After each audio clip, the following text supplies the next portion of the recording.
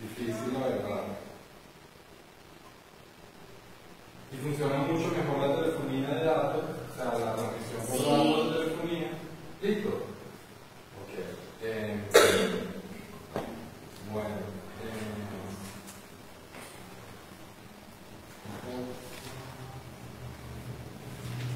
Te estás comiendo media pantalla. Sí.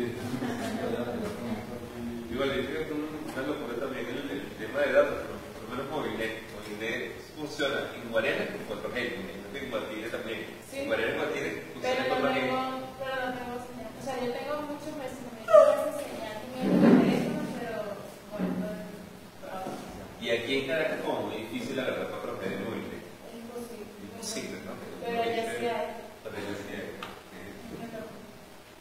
Bueno, un poco Miguel ha introducido cómo Internet va cambiando nuestra subjetividad, ¿no? Va introduciendo nuevas prácticas subjetivas e incluso uno pudiera decir que el cuerpo mismo está cambiando en función de nuestra hiperconectividad, de nuestro deseo de estar conectado o incluso desconectado, porque también sucede lo contrario. Yo creo que hay mucha gente o cualquier persona en determinado momento puede sentir el deseo de no tener que saber nada de Facebook o de cualquiera de las plataformas web 2.0. Un poco yo voy a hablar de cuál es el negocio de Internet. ¿Por qué creo que es importante hablar del negocio en un seminario crítico? Bueno, hay varias razones. Una tiene que ver con el hecho de que en la situación actual pues, podemos estar enterados de cómo se hace el negocio con Internet porque puede sernos útil. De hecho, yo creo que habrían dos categorías generales de intereses con respecto al uso de Internet. Una tiene que ver con ganarse la vida y otra tiene que ver con lo que podríamos llamar hacer dinero, como de forma radical. Hacer dinero el capitalista y el otro, el que se gana la vida, es más bien el que podríamos llamar el obrero actual. En el medio hay un montón de otros usos de Internet. Está el uso, vamos a decir, comunicativo general de una persona que su único interés es compartir sus cosas de la cotidianidad por Internet. Tenemos también el uso militante, de cual que sí es una practicante, que trata bueno, de promover ideas políticas, debates, discusiones, acciones prácticas, recurriendo a la 4.0. Y bueno, pudiéramos imaginar aún otros cuantos usos más. Y entonces, bueno, la pregunta es cuál es el negocio de Internet, cómo puede lo común articularse ahí, puede existir lo común en un espacio como Internet en general, hasta qué medida no es útil o no. Y yo creo que lo primero es distinguir entre Internet y lo que podemos llamar la serie de las puertas, ¿no? Internet es la plataforma general tecnológica que hace posible las comunicaciones, pero Internet como una plataforma tecnológica que uno puede acceder a ella o usarla usando diferentes protocolos o formas de comunicación. Por lo general nosotros siempre usamos lo que se llama la web 2.0. Hay otro tipo de protocolos, incluso no son algunos difíciles de accesar. Por ejemplo, como la llamada Deep Web, se llama Deep Web a toda la información que está en Internet pero que no está indexada, para que los buscadores puedan encontrar la información, tienen que estructurar los datos y meterlos en un índice. Y eso es el negocio de los buscadores. Hay una página que se llama archive.org, que se la recomiendo porque es una página, es un verdadero proyecto, yo creo, web que apunta a lo común, pues, que apunta a compartir. Este proyecto se basa sencillamente en una plataforma que te permite subir todo lo que tú quieras, siempre y cuando no tenga derechos de autor o en su defecto los derechos son tuyos. Los derechos son tuyos, tú puedes hacer lo que quieras. Y bueno, esto ha construido una gigantesca biblioteca donde puedes conseguir, claro, mucha información útil, mucha información de archivo, pero también mucha información vieja, histórica, se podría decir, porque son las cosas que están liberadas de derecho. Yo una vez tuve que hacer una investigación, por ejemplo, sobre el antiimperialismo estadounidense, y a través de ahí llegué un montón de archivos que eran cartas que mandaban los soldados estadounidenses cuando en 1900 a su país quejándose, bueno, de que ellos estaban cometiendo una masacre en Filipinas. Eso era en el marco de la invasión a Filipinas. Y ahí en Archive tú podías encontrar toda esa información. Hay muchísima información ahí. Archive.org. Otra cosa que tiene Archive, que a mí me impresionó, la descubrí hace muy poco, me impresionó muchísimo, se llama, en inglés, en Y ahí lo que hay es un registro desde el año 2000 en adelante de todas las páginas web que han existido y cómo van cambiando. Es muy impresionante porque no es solamente un registro en el término de que tú ves una foto, tú tocas los links y te navegas por la página. O sea, ahí están guardando la historia de todo Internet en ese espacio. Pues. Y es un poco útil recorrer ahí, no lo vamos a hacer ahorita, después cuando estén en su casa, porque, bueno, vamos a ver un poco cómo eran las primeras páginas web y cómo eran después, cuando la web 2.0, y ahí tenemos la historia de cómo todo eso se dio. Para yo hablar de cómo funciona la web como negocio, me voy a remitir un texto que es de hace 10 años, que se llama ¿qué es la web? Web al cuadrado. Este texto es muy importante, para mí me parece que es muy significativo, a pesar de ser de hace 10 años, en parte porque es un texto prospectivo, es un texto que hace prognosis. La prospección y la prognosis es una forma de conocimiento que popularizó precisamente Daniel Bell. La idea es predecir el futuro, pero no como hace vamos a decir, un adivino, sino a partir de las tendencias que se están dando. Una predicción a futuro que evidentemente no la va a pegar todo, pero que nos permite ir... ¿Como un astrólogo? No. Como una especie de astrólogo, pero en el sentido científico. Pero Claro. un enfoque Sí, de planificación. ¿Perdón? Eso debe tener un enfoque de planificación. Es predicción. También podría ser un enfoque de planificación. En todo caso, la prognosis es, como decir, el núcleo fundamental metodológico que hace posible toda esta forma de conocimiento. Puede tener que ver con la predicción del clima, precisamente el clima se predice con tendencia. Puede tener que ver con planificar, porque si tú vas a hacer algo futuro, puedes querer ver cómo va a resultar lo que tú vas a hacer, pues ir ideando cómo va cambiando incluso el futuro a medida que tú vas actuando.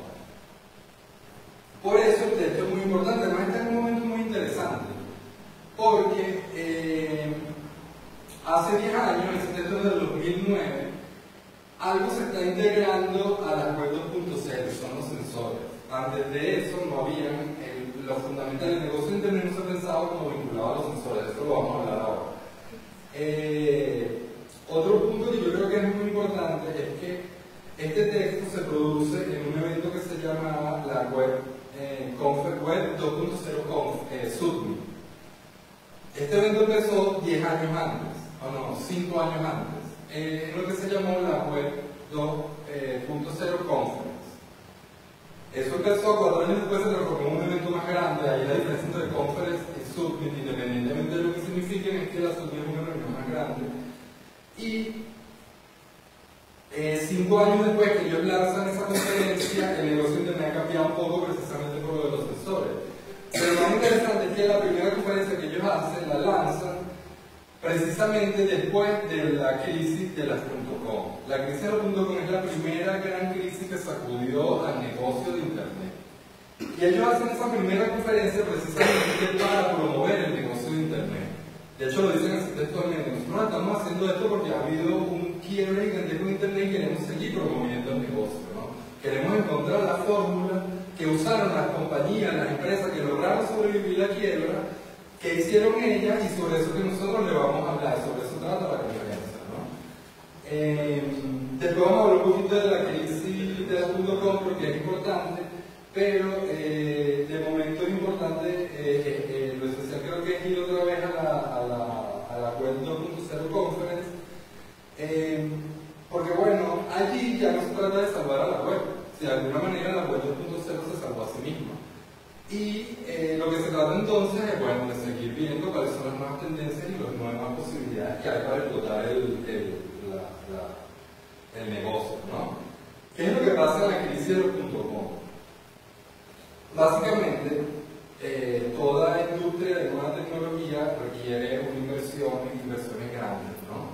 En el caso de Internet, el mundo está se podría decir, en un buen momento para este tipo de inversiones porque acaba de pasar una larga crisis que es los años 70 y 80 y es la crisis que significa el fin del estado de bienestar tanto estadounidense como europeo y donde hubo, ¿no? Yo creo que una de las ideas de Globalizar es empezar a pensar cosas como que en Venezuela hubo estado de excepción, por ejemplo, en las Mercedes, que la gente que está estaba articulada a ciertas clases sociales y tenía cierto estado de bienestar, mientras que en otras clases sociales en el mismo país pues había una situación de subdesarrollo. Y ideas así se pueden traspasar también al primer mundo, ¿no? Y ahorita más que nunca. Pero bueno, en los años 90 hay más bien lo que se diría, se podría decir, una especie de crisis de sobrecapital. Hay demasiado capital y no hay cómo invertirlo. Y además se dan otros factores importantes. Uno es que la tasa de productividad en los Estados Unidos prácticamente se triplica. O sea, estuvo 20 años en 1% y de repente en 5 años subió a 2,5%. Es decir, lo que podría, entonces eso lleva a los economistas a decir que estamos en una especie ya ni siquiera de estado de bienestar, sino de estado de abundancia, que ya nadie se tiene que preocupar por hacer mercado. Porque al final de cuentas todos los productos del mercado están abaratados por la gran crisis que hay, por la gran subproducción que hay. Entonces, bueno, tenemos ese escenario donde surge el discurso de la nueva economía, donde se relanza el discurso sobre Internet, un discurso que les digo empieza en los años 70, un poco con Daniel Bell, un contexto totalmente diferente porque es el contexto de estado de bienestar y se relanza aquí en pleno neoliberalismo, en pleno relanzamiento del neoliberalismo global. Un dato que a mí me parece súper interesante es que Nasdaq, todas estas empresas se juntan en Nasdaq. Nasdaq es el índice bursátil que compite, o la bolsa, mejor dicho, que compite con la bolsa de valores de Nueva York. No sé si ustedes saben en qué se basa, o sea, qué es la bolsa de valores como tal, como empresa. O sea, la bolsa es la empresa, es una empresa privada. Esta empresa sencillamente lo que hace es hacer posible las transacciones con acciones y otros papeles. Pero Nasdaq es la primera bolsa automatizada. Y lo interesante de la historia de Nasdaq es que Nasdaq era una empresa pública que nació por la preocupación de la especulación en el mercado financiero. En los años 90, plena privatización de todo, aquí en los Estados Unidos, en todas partes, Nasdaq, que era una empresa pública, se hace una empresa privada y asumen bueno, el control relativo, el control como instancia de intercambio de todas las grandes compañías nuevas de tecnología. Algo, por ejemplo, parecido pasó también en la Unión Soviética, en los años 90, fin de la perestroika, por ahí se empieza a juntar Yeltsin, y la compañía electrónica soviética, que era una compañía estatal, entre sus patentes tenía nada más y nada menos que la patente de Tetris. ¿Saben el juego Tetris? Una de las patentes más usadas en el mundo, porque hay todavía impresiones de Tetris, y esa compañía también se privatizó. Es decir, el neoliberalismo en ese momento arrasaba con todo lo público. Aquí en Venezuela también tuvimos, bueno, con Carlos Andrés, después con Caldera, experiencias también de eso es como saqueo, pues saqueo de lo público por parte de estas empresas. En ese contexto, las empresas de nueva tecnología empiezan a salir a la bolsa, precisamente a Nasdaq, y en días, semanas, empresas que podrían valer como mucho $70,000 pueden empezar a valer millones de dólares. Cuando una empresa entra en bolsa y tiene una cotización tan alta, es impresionante lo que sucede porque sobre todo eso lo que le da es oportunidad de endeudarse. Si tus acciones valen muchísimo en principio, todo el mundo te va a querer prestar porque todo el mundo supone que tú vas a poder pagar lo que tú prestas. Lo que pide, ese es un poco bueno el contexto. Las empresas de alta tecnología también tienen un gran gasto en mano de obra, en trabajadores. ¿Por qué? Porque no son cualquier trabajadores, son trabajadores súper capacitados, es decir, mano de obra costosa, mano de obra que además tú tienes que proteger porque están haciendo investigación. Y lo que puede ser fatal para una empresa sí que esté tratando de desarrollar una patente, y justamente cuando has hecho toda la investigación ya tienes el proceso técnico hecho, que lo vas a patentar, te la roban otro la patente y perdiste toda la inversión. Además de eso, tenían grandes gastos en publicidad. Por ejemplo, en el año 2000, un dato que da Wikipedia, 17 empresas de alta tecnología se anunciaron en el Super Bowl. Cada 30 segundos de anuncio valía $2.500.000. Un año después, ya había pasado el Candela.com, solamente se anunciaron 3 empresas. Así habrá sido el golpe tan grande, ¿no? Entonces, claro, estas empresas además tienen una filosofía que es un principio muy importante, no lo inventaron ellos, pero ellos le dan una forma de aplicación, que es lo que me parece totalmente novedoso, que se llama crecer a costa de los ingresos, a costa de las ganancias. ¿Cuál es la idea básica? Hacer un monopolio. Es la misma idea que tuvieron a fines de 1800, principios de 1900 con el ferrocarril. ¿Qué vamos a hacer nosotros? Nosotros tenemos que expandir la red de ferrocarril lo más que podamos, endeudándonos, no importa que no tengamos ganancias, porque cuando tengamos el monopolio de la red de ferrocarril, todo el mundo va a tener que pasar por todo para pagarnos cientos. Era más o menos la misma idea que todas estas empresas tenían. Entonces, ¿qué pasa? Estas empresas caen en bolsa, enseguida empiezan a cotizar un montón de dinero, se empiezan a endeudar y se empiezan a mover. Todo esto funciona muy bien. Además, por supuesto, los especuladores ven eso, lo han hecho toda la vida y dicen, esta es la propia oportunidad, porque salga perro, salga rana, yo ahorita obviamente $1.000, voy a esperar 6 meses que suban, saco $5.000 por el precio de la acción y todavía sigo jugando la especulación. Si algún día tú caes en el mundo, yo no voy a perder, pero yo recuperé. Sin embargo, no fue la especulación, como a veces se quiere hacer creer, como siempre al final sucede lo que terminó produciendo la crisis de la .com. La especulación es un papel importante, pero en realidad lo que determina esas crisis es que se abre un nuevo espacio del capitalismo. Todo el mundo trata de jugar, y la jugada del capitalismo es siempre, de una u otra manera, el monopolio. Eso quiere decir que algunos van a quebrar, algunos van a morir. Ese momento también es muy interesante porque se están lanzando el G4, estoy hablando del 2009, y en la crisis de la .com se da el lanzamiento del G13. No solamente quebraron empresas tecnológicas de software, quebraron varias empresas que ponían redes de fibra telefónica por el mundo, ¿no? Entonces, fíjense, estamos justamente en el borde con el G5. Y una de las cosas que a mí me impresionó del texto del 2009 de estos panas es que muchas cosas que ellos están hablando ahí como posible ya son prácticamente posibles. Lo único que falta es el G5. Como por ejemplo el llamado Internet de las cosas, que es Internet de las cosas, que todas las cosas están conectadas entre sí, no solamente mandándose datos entre ellas, también repitiendo la señal que hace posible que nos comuniquemos. Para que eso funcione tú tienes que tener G5, porque con el nivel actual de transmisión de información no te da para el G5. Eso entre otro montón de tecnologías. ¿Qué pasa? Bueno, quiebran a .com, estos dos panas, O'Reilly y Batele, hacen la primera web conference y bueno, ahorita voy a entrar en el contenido de la web conference, pero es importante contarle quiénes son O'Reilly y Batele. Son dos personas en algún sentido sí serían similares, pero también son muy diferentes, porque Batele es más un empresario de la comunicación, es abogado además, es periodista. Su gran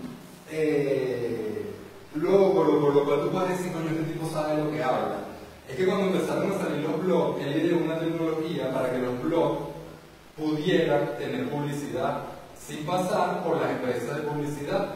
Ya vamos viendo cómo empieza a funcionar la cosa, lo cual estudia en la web. Tenemos una gente creando blogs, es decir, aplicando su inteligencia para crear un contenido.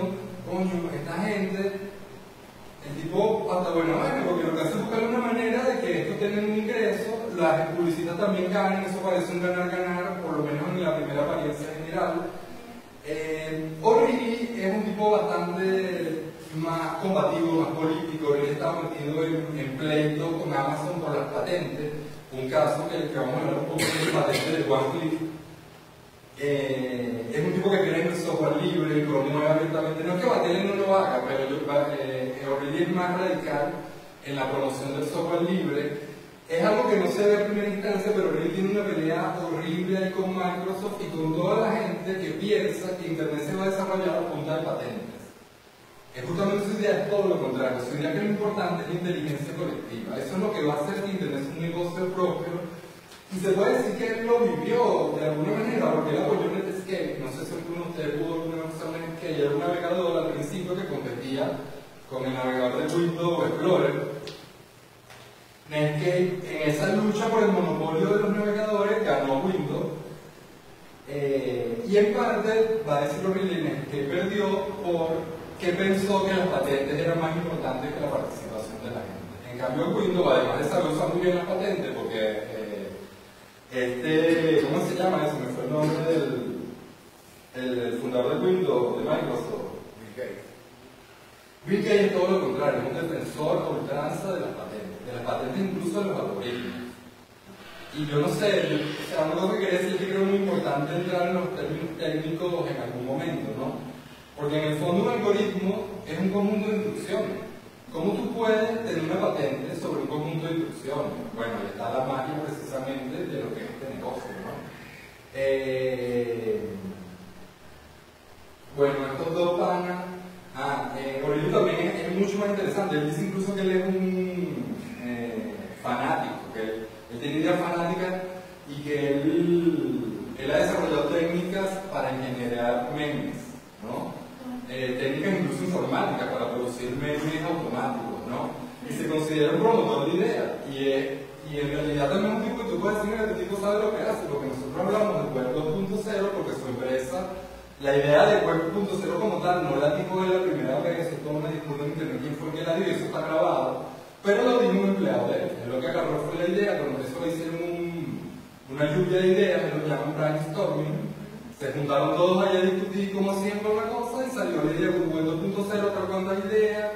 Aurelio anotó, hizo maneras de hacer de esa idea algo potente y poderoso y bueno, lo puso todo a la de Web 2.0. De hecho, en términos no existía Web 2.1. Eso empezó a existir cuando empezó la Web 2.0, ¿no? Creo que con eso tenemos suficiente para, voy a poner aquí una lámina, donde están lo que vendrían a ser los 7 principios que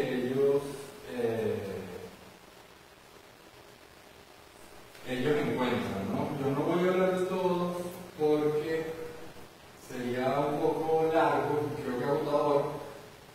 Voy a referirme a los 3 primeros y en particular al segundo, no sé si leen. Esto es un poco la definición de Web 2.0 de Aurelio Vatele, que es un sistema de principios y prácticas que conforman un verdadero sistema solar de sitios que muestran algunos o todos estos principios, esos principios, a una distancia variable del núcleo.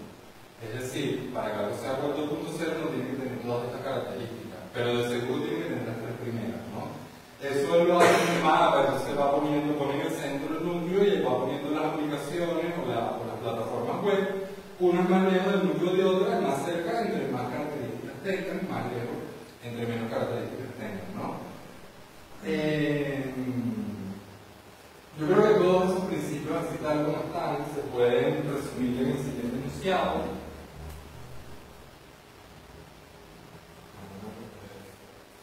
La Web 2.0 es una plataforma para el aprovechamiento de la inteligencia colectiva en función de la acumulación de datos e información.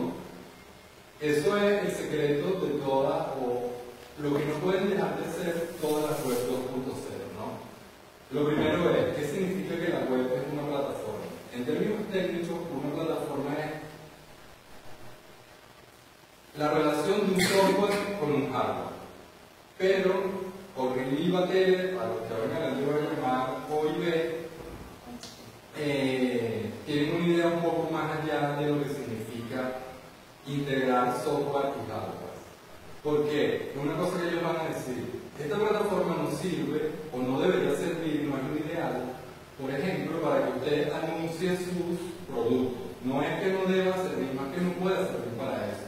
O para que usted ofrezca un servicio. Por ejemplo, yo monto una página web que le puede servir a un comerciante para descargarse de ahí una aplicación que yo inventé para que administre su panadería.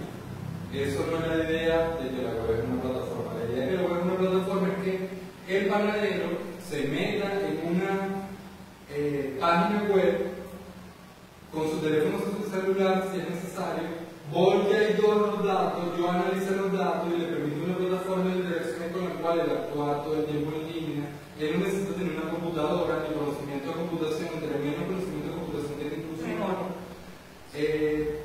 No necesita tener programas instalados en su computadora. Al principio era así, Netscape era un software, un navegador que usted instalaba en la computadora, con Google, con Chrome no es necesario instalar en la computadora, aunque puedes hacerlo.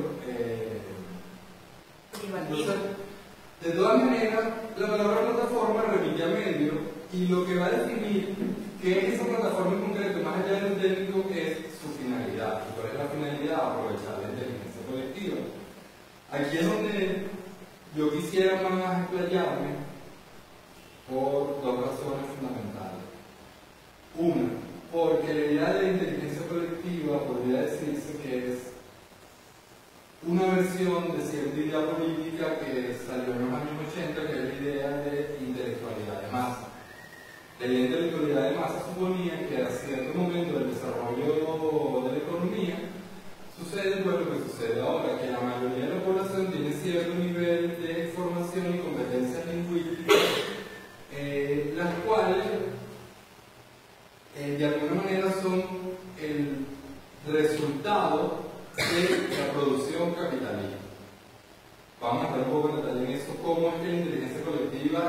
el resultado, o mejor dicho, la intelectualidad de masa es el resultado de la revolución capitalista, ¿no?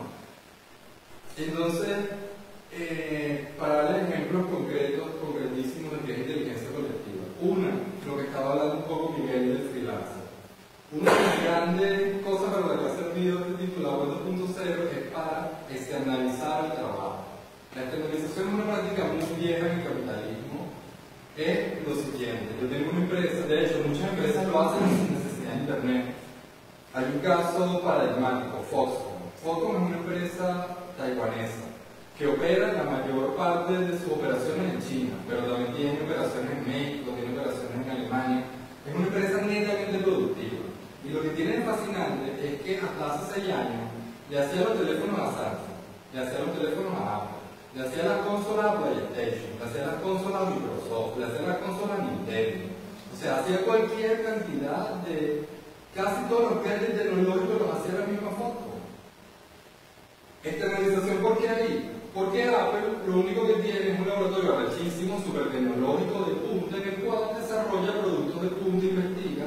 Una vez que tiene la investigación hecha, llama a Terry Wood, que es el CEO de Foxconn, y le dice: mira, yo te voy a mandar porque tú me produzcas 300.000 o X phone que yo necesito. Lo mismo hace el CEO de Samsung y los otros CEO de todas las grandes empresas tecnológicas. Entonces hay un libro que les voy a pasar, se llama Morir por un iPhone, un libro hermosísimo. Les voy a pedir que por favor yo lo tengo digitalizado, yo lo digitalicé, yo no lo subí a internet porque ese libro lo editaron en español unos compas argentinos que tienen una editorial pequeña. Y bueno, yo creo que hay que copiarse y piratear cosas, pero bueno, estos panas necesitan seguir imprimiendo estos libros para poner editando. Este libro es muy bonito precisamente porque cuenta, bueno, es bonito, pero también es horrible porque lo que terminó pasando fue que en el 2005-2006 empezaron a haber oleadas de suicidios en la fábrica de Foxconn. Y ya no eran solo suicidios, sino que además eran suicidios simbólicos, que había poesía sobre lo que era vivir ahí, lo que era trabajar allí, las razones por las cuales se estaban matando. Pues eran decisiones prácticamente no eran gente. Y es muy siniestra la forma de explotación de Foxconn, porque Foxconn se mueve por México aprovechando los lugares donde el precio de trabajo es bajo. Una vez que el precio de trabajo empieza a subir, ya se mueve de lugar. La gente que trabaja por Foxconn vive en Foxconn, todo el día en Foxconn, duerme en unas recámaras ahí, te levantas en la mañana, comes, desayuno, bajas, hacer labores como esta. Me llega el celular y yo lo miro así, a ver si la punta está, no tiene filo. De hecho tengo unos guantes y le paso el dedo, no tiene filo, pongo aquí, trabajo que la computadora no puede hacer, que una máquina todavía no puede hacer. Están jóvenes de 16 años que más bien tienen una esperanza de surgir y de salir y viven en el campo, porque Chile es un país con grandes territorios rurales, tienen todo el sueño de la ciudad. Se meten a trabajar en Foxconn, tal como pasaba en el capitalismo que Marx estudió, y salen de ahí prácticamente cada vez vivos. Sobre todo los trabajadores de más baja graduación. Allí en ese libro hay historias interesantísimas, y es muy interesante el libro porque no solo te cuenta la explotación, también te cuenta de alguna manera el poder del capitalismo. O sea, porque ustedes lo que se imaginan, lo que es mudar en 6 meses una planta de producción que puede producir 3.000 iPhone al día, 3.000 teléfonos Samsung al día, mover eso de un sitio a otro en 6 meses. O sea, eso te demuestra que de alguna manera hay una especie de potencia, hay una cosa moviéndose. Así su impulso no esté ahí, así su impulso esté en el deseo de la gente de tener informes, ¿no? Contra esto nos confrontamos, y es muy importante cuando habla de esto porque es un poco la idea de Marx.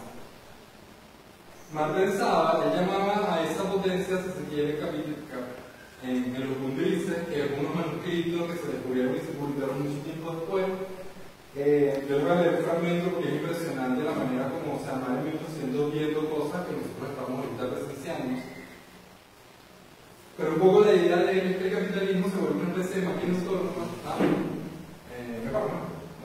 Una especie de máquina autónoma para la cual el hombre es sencillamente un apéndice y ya ni siquiera el trabajo, nuestra capacidad creativa es lo que es importante para los procesos productivos, porque precisamente las máquinas que el capitalismo construye son máquinas inteligentes, son máquinas que Marx dice tienen un alma, y esa alma está hecha precisamente de las ideas, sentimientos humanos, del trabajo humano. Las máquinas son trabajo muerto humano. frente al trabajo vivo, pero en el capital, a partir del posicionamiento de la máquina, ya no es el trabajo vivo lo más determinante. De hecho, nuestra relación con la máquina cambia. Antes, un herrero era un tipo que tenía que saber manejar el martillo, y de alguna manera el martillo era una prolongación de su mano. Hacía con el martillo lo que con la mano no podía hacer. Y también una prolongación interesante, porque él manejaba el martillo de una manera física que podía aprovechar todas las energías que estaban ahí. Él era el artesano que sabía hacer la espada o lo que fuera que había que hacer. Marx dice que ahora quien sabe hacer esa vaina es la máquina, y que el hombre lo que hace es sencillamente controlar que lo esté haciendo bien y que funcione. El ejemplo para mí más paradigmático ahorita es el minado, el criptominado. Porque ¿qué hace al final el operador de las máquinas? Las vigila. Eso es puro trabajo muerto produciendo valor. Una cosa impresionante. En el capital es más difícil ver cómo el trabajo muerto como tal puede producir valor. Yo creo que se ve mucho mejor eso que dice.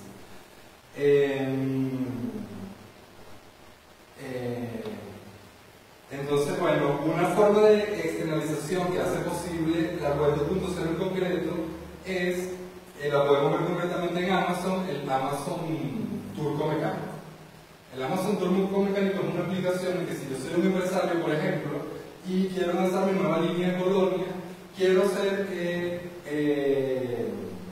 encuestas para ver cómo le llega la campaña de publicidad a la gente.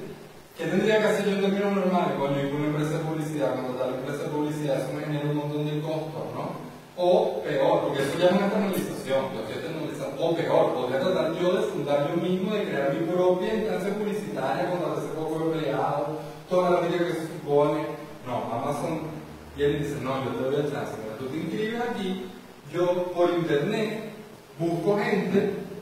Cualquier persona que tú te inscribes en el Amazon Mechanical Turk, como si fuera, se llama el turco mecánico, como si te inscribieras en cualquier página, y él te va, y él tiene una oferta de trabajo, un poco como Uber, y tú vas eligiendo los trabajos que te gusten o no. Son trabajos de ese tipo, llenar encuestas, hasta trabajos mucho más absurdos, pero son los mejor pagados. Porque tú tienes que estar todo el tiempo ahí esperando que te caiga un trabajo que te sea rentable, porque no pagan mucho, entonces tú tienes que estar media hora llenando una encuesta, que al final tienes que llenarla, porque hay métodos para determinar quién está haciendo trampa, el malicious worker que llaman. Hay estudios académicos para determinar quién hace trampa en el Amazon Mechanical Turk. Si tú estás media hora para llenar una encuesta por $3, coño, ¿cuántas encuestas tengo yo que hacer? Eso es un trabajo fastidioso, pero hay trabajo mucho más rentable, que son 50 centavos, pero todo lo que tú tienes que hacer te da 50 centavos por cada vez que en una broma que va cambiando el color se ponga el rojo, tú tienes que usar la tecla C. Cada vez que tú le das la tecla C por eso. Ajá, eso se llama.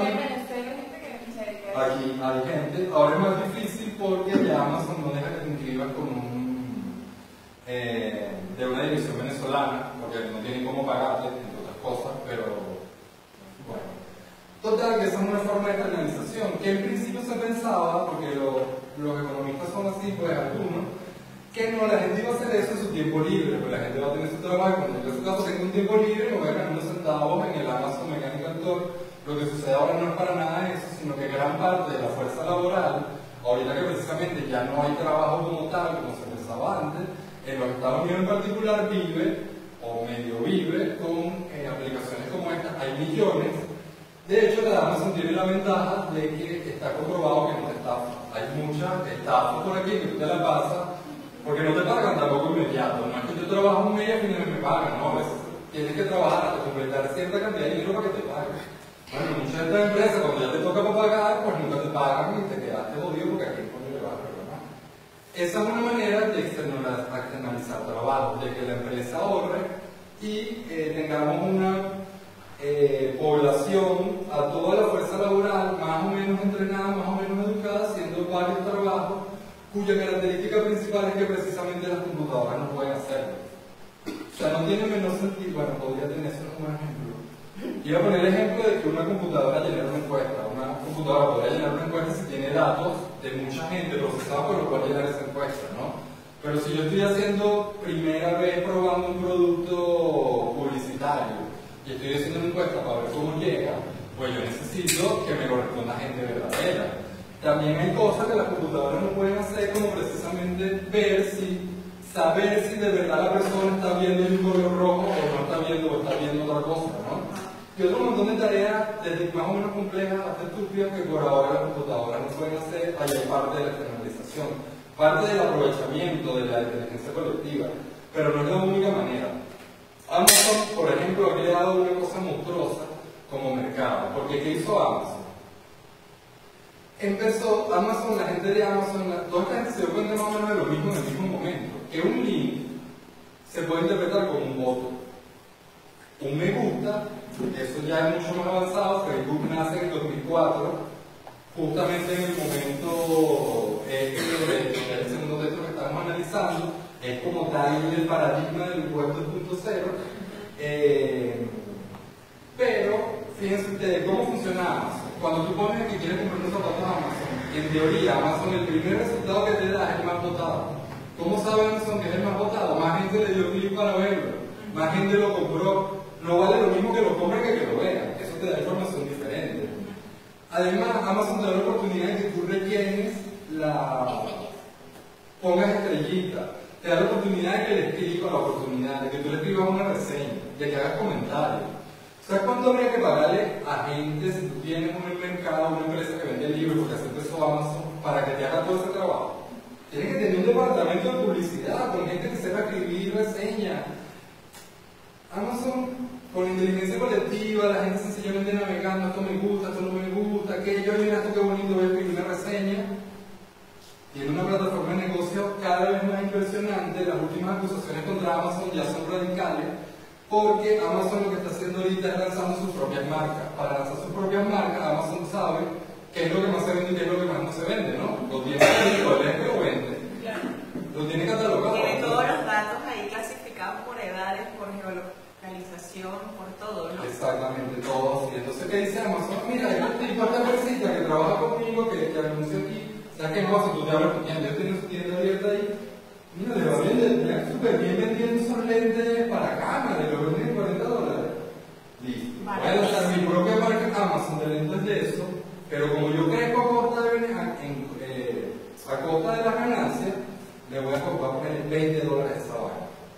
¿Qué voy a hacer yo? Yo me voy a quedar con el mercado de esa camarita mientras eso esté vendiendo, porque como es una marca hecha por Amazon, yo la puedo cambiar también cuando yo quiera. Ahora las acusaciones a Amazon son que están aprovechando la plataforma tecnológica para construir monopolios de venta, pues, para crecer sin a costa de los ingresos. Porque en un momento van a tener toda la plataforma de venta y ya van a tener todos los ingresos. Esa es otra manera de aprovechar la inteligencia colectiva.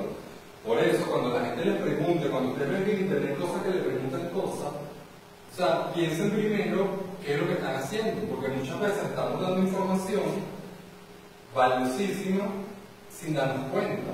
Y hay millones de técnicas, por lo menos en Facebook, una que usan no exactamente Facebook, pero si los anunciantes de Facebook es ponerte un test de personalidad. Te ponen un test de personalidad y uno empieza a responder cosas de la vida uno como si te estuvieran diciendo algo a ti que tú no sabes. Porque ¿qué esperas tú, coño, que me digan si yo soy buena gente o no, si soy simpático o no? No esperas esas cosas, porque es humano, tiene debilidades. Y yo para eso yo le empiezo a dar toda la información que a mí me pide y yo lo dejo feliz. Como esta cosa de que son pareciera unos jueguitos, ¿no? Ajá, como te dice cuál sería tu personaje favorito. En la vida real, tú serías tal personaje de tal historia. La gente empieza a votar por ese personaje.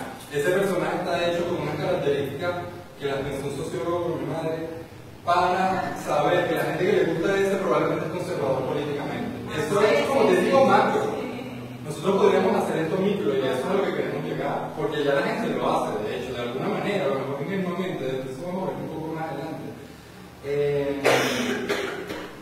Millones de cosas que eran problemas, no sé cuánto vi que ahí había bastantes científicos sociales en los inscritos, pero como llegaron todos. Pero el problema es que la sociología antes hubieran sido aterradores que prácticamente están resueltos, ¿no? Hay un sociólogo que se llama Bourdieu, no sé si lo conocen. Bueno, le gustaba bastante analizar datos estadísticos y entonces él descubre una vaina muy interesante que se llama el efecto de imposición, que es que si yo tengo una encuesta sobre cultura y tú eres una persona que debería saber de cultura, pues tú te vas a poner todo así, vas a tratar de responder como si te estuvieras con la conciencia de que estás en el ámbito de la cultura. Con Facebook se acabó.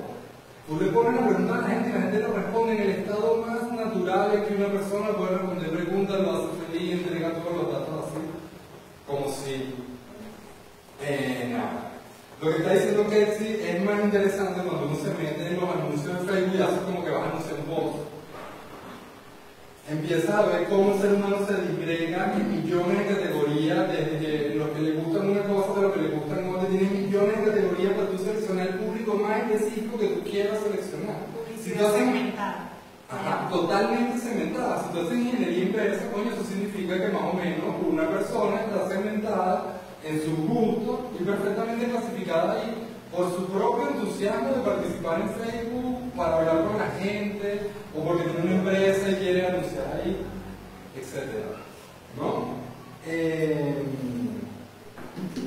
Tenemos, bueno, después está Google Maps, esa es otra, porque por cuántas razones uno no se ha visto a poner en un mapa de Google algo bien, porque yo me perdí, no llegué y no quiero que más nadie se pierda, y que la razón muy mal, bien, porque bueno, mi dieta queda ahí, quiero que la gente la vea. Se van constituyendo gigantescas. De vigilancia, prácticamente. También, vigilancia, porque ahorita vamos a entrar precisamente a la vigilancia, porque es un punto muy interesante. Todo lo que hemos hablado implica que nosotros, de alguna u otra manera, conscientemente, participemos. Pero ahora hay maneras, a partir de los sensores, de que ya ni siquiera tengamos que ser conscientes. ¿Qué son los sensores? Los sensores son cualquier cosa que pueda recibir una señal del exterior. Por ejemplo, los teléfonos de ahora, tienen un sensor de movimiento. cuando la gente es así. Ya sabe que tú estás en posición, entonces en ese momento el sensor de movimiento se activa, se abren otro montón de sensores para captar tu voz. Esos sensores están conectados a un programa para poder saber si es verdaderamente tu voz en caso de que sea localización de voz. Claro, que los de ahora sienten mucho tu ritmo cardíaco y cuando caminas. Correcto. Vas por ahí, llevar un celular inteligente no se necesita ser muy inteligente. Entonces vas por ahí marcando datos. Te vas con el celular, georreferenciando la Tierra sin darte cuenta. Y eso es lo que hacen los sensores pues tan increíbles.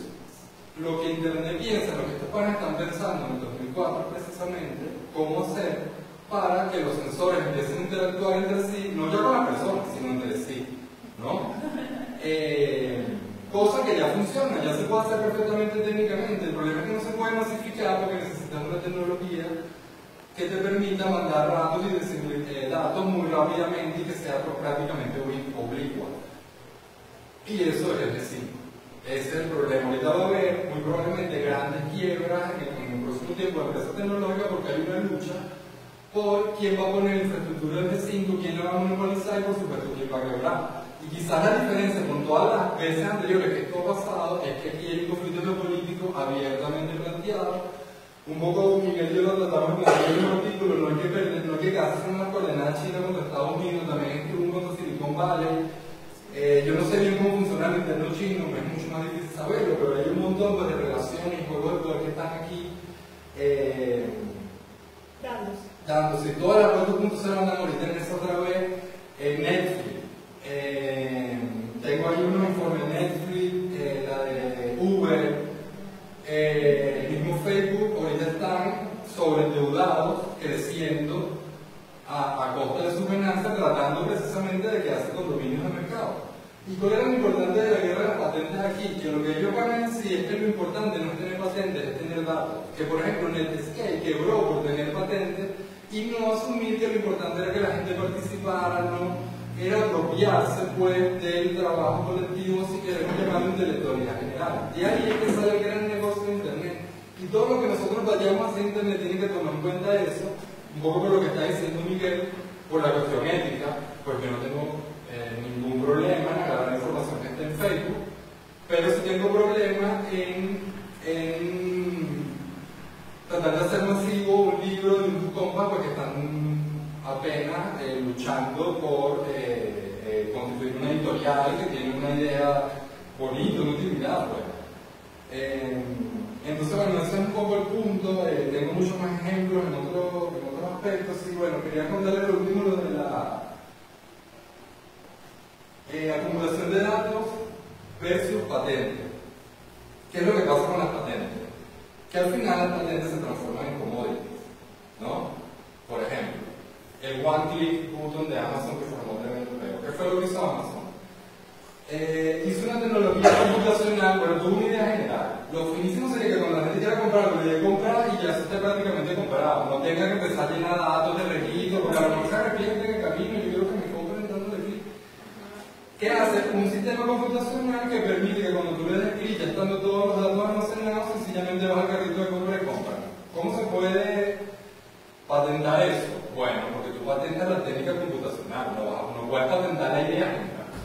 Tú patentas eso, eres el primero que lo patenta, hay mucha gente pendiente de usar el botón porque tienes un negocio en internet, coño, evidentemente ahí te va a caer una plata porque todo el mundo que quiere usar tecnología te tiene que pagar a ti por la patente.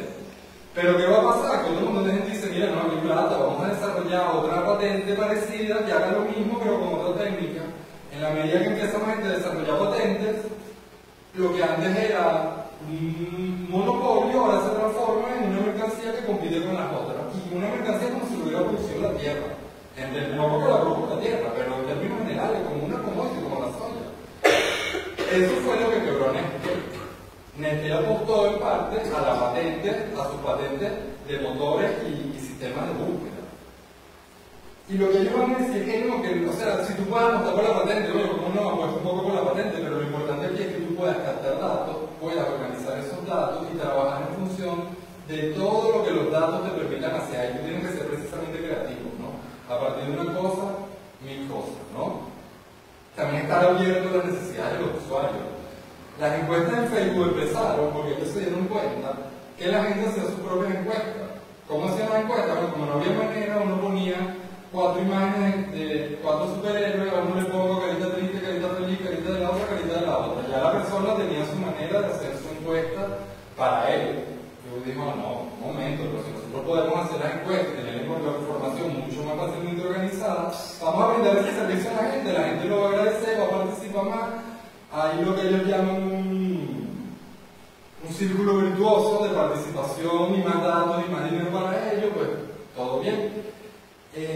También la visión de ellos un poco de la crisis de la .com es esa, es lo que van a hacer al final. Mira, aquí el problema no es el número de negocio, el problema es que hay gente que no lo supo aplicar. Los que lo supieron aplicar a Amazon, etcétera, etcétera, están vivos y coleando. Es decir, no tienen un problema ético con el monopolio, no tienen un problema ético con apoderarse, apropiarse de nuestro trabajo, de nuestros datos, etcétera, etcétera. Pues a la hora de hacer negocios son muy limitados los problemas éticos que esta gente se puede plantear. Por eso yo creo que frente a ello es muy difícil, pues, necio, pensar que van a actuar éticamente. Van a actuar éticamente si se son forzados a actuar éticamente, es decir, ya políticamente. Si lo fuerzan políticamente, ¿qué van a actuar? Si no, van a hacer lo que vienen haciendo. Porque, bueno, los últimos escándalos demuestran bastante lo que han venido haciendo con los datos, etcétera, etcétera. Un poco, bueno, vista esta idea, yo creo que lo que toca es invitarlo. Nosotros, Miguel y yo, estamos desarrollando, bueno, tenemos la idea de hacer varios talleres prácticos sobre usos de plataformas específicas, ¿no? Por ejemplo, un taller sobre Canvas. Es algo que estamos discutiendo, creo que queremos someter a la discusión porque sucede que ya hay millones de talleres. Una de las cosas buenas de la participación, pues que hay millones de tutoriales sobre cualquier aplicación que uno quiera usar en internet. Entonces, ¿qué sentido tiene que nosotros hagamos un taller sobre eso, sobre algo que ya está hecho? Bueno, sería mejor buscar un nuevo tipo de dispositivo, un nuevo tipo de cosas que estamos tratando de pensar en estos talleres. Creemos que hay talleres sí que tenemos pensado, por ejemplo, uno sobre ciencias sociales, aplicaciones de la web 2.0 que sirven para investigaciones de ciencias sociales. Eso no hay tanto por ahí, eso es un taller. Pero todo esto me lleva a lo siguiente. Yo me he hecho últimamente un duro en Canvas, por la simple práctica. Quizás ustedes también son duros en otras plataformas. El gran problema que por lo menos a mí se me plantea, yo sé que las curvas de aprendizaje son rápidas, pero a veces sencillamente yo necesito hacer la ficha en 15 minutos porque necesito salir, porque necesito sacar la ficha y después necesito hacer otra cosa. No tengo el tiempo ni siquiera para verme todo mi video, aprender, practicar, porque con el video no basta, no tengo que aprender, darle. ¿Cómo podemos hacer un dispositivo en el cual este tipo de trabajo que unos y otros necesitamos necesitamos que uno y otro tienen la experticia, podamos crear algún tipo de sistema. A eso queremos apuntar en la web, que además la vamos a lanzar hoy, ya la universidad va a tener una web, que permite ese tipo de intercambio, un poco como una especie de mechanical tour, pero entre nosotros, pues entre la gente que está en una de no dejarnos explotar y de construir cosas diferentes. Por ahí tenemos otra, la idea de hacer un observatorio, un poco, bueno, no sé si se dio cuenta, Miguel y yo creemos que tenemos muy pocas ideas de nosotros, cosas de las que nos utilicemos, en el sentido de que copiamos bastante lo que vemos por ahí. De hecho, toda la publicidad se la copia y pega aquí. Aprovechar lo que hay por ahí, porque en verdad creemos que el ser humano produce un colectivo, pues. Y que los grandes inventores, los grandes genios, lo que hacen al final es vincular dos cosas que antes nadie se había dado cuenta que estaban vinculadas. Hay muchos ejemplos de eso. Por el mismo Freud, yo creo que es un buen caso, que un día se dio cuenta, Lacan, un día se dio cuenta que lo que Freud llamaba metonimia de desplazamiento es lo que la lingüística llama metáfora y metonimia. ¡Pum! Un link. Es lo mismo que pasa con la misma cibernética. Pues la cibernética es unos médicos que tenían ciertos problemas y unos computólogos que tenían ciertos problemas. Un día se pusieron a hablar y dijeron, mira, pero esto es como eso y esto es como aquello, que hay una relación, nace un nuevo campo de conocimiento, ¿no? Y bueno, un poco lo que nosotros queremos es, les decía esto porque un poco viendo otras experiencias que se están dando en Venezuela, del Observatorio de Ecología Política, se nos ocurrió que era una bonita idea también hacer un observatorio de estos temas, lo que bueno implicaría construir una plataforma, integrar gente para poder llevar los distintos ámbitos, ¿no? Por ejemplo, el lado de la militancia feminista por un lado, el lado de la militancia ecológica por el otro, poder sacar algún tipo de producir conocimiento de tal manera que podamos pues impactar a la sociedad y moverla en el sentido que nosotros queremos que se mueva. Este conjunto de proyectos que bueno, estamos ahí, nosotros también queremos continuar seminarios, ya quizás con los talleres para explotar más el lado práctico concreto de cómo hacer cosas, el seminario para pensar las ideas teóricas, los principios generales que nos permiten articular con lo práctico. El observatorio va a tener un espacio donde poder promocionar todo esto, donde tener una propia voz, que es una voz colectiva, donde también se puedan expresar un poco las voces individuales. Bueno, esto como parte del proyecto de la universidad. Como les dije, estamos muy felices porque ya tenemos una página web humilde, la primera que tenemos, pero bueno, ya está bastante funcional. Vamos a avanzar a integrar módulos de aula virtual. La idea también yo creo que es un poco hacerlo participativo, en el sentido de que la gente pueda usar el aula a cambio de algo, no lo sabemos bien.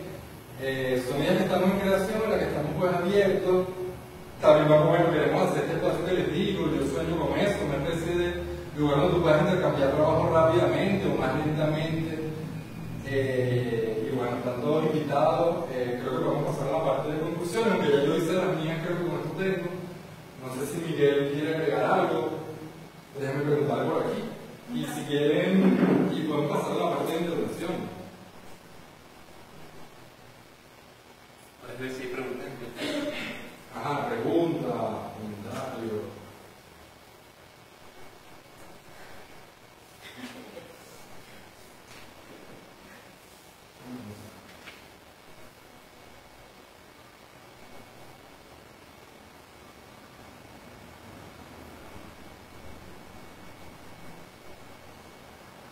Me dice que esto se cerró. ¿Se cerró? ¿Qué? Me dice que ahorita que La misión. que estaba caduco, ¿no? No, estoy digo, hay 4 personas. ¿Ah? Hay 4 personas conectadas.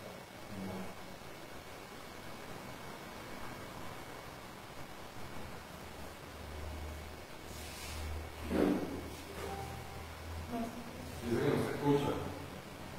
¿Se escucha ahorita? No me acuerdo que no estamos. El que no estaba conectado era él. Tenía el volumen abajo.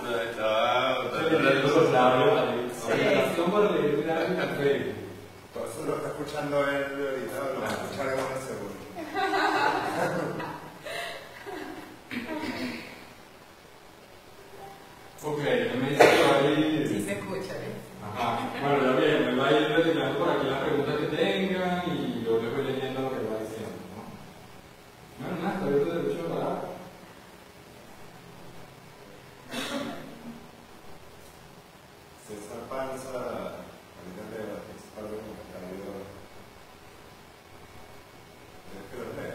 Sí, César, este publicó un artículo de lo suelto, no se lo voy a pasar por el medio. De Bifo, ¿no? No, de uno de. Yo creo que es un personaje inventado. O sea, un autor que tiene un seudónimo, pero un nombre japonés. de la Sociedad del Cansancio.